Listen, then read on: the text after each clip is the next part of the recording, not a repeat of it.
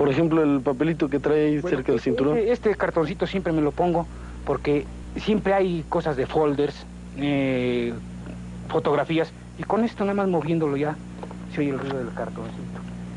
El papelito siempre es muy útil para mí porque con este hago exactamente papel, que billetes, cualquier cosita de papel con esto. Y aquí los pasos en tierra.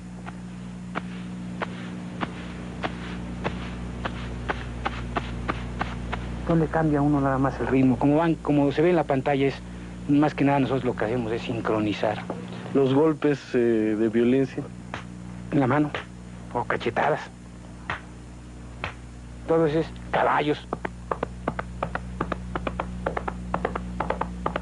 Según lo que vamos viendo uno en la pantalla, los vamos sincronizando. El paso que lleva la persona, o el caballo, cualquier cosa, aquí lo vemos, más que hay que estar pendiente a la pantalla.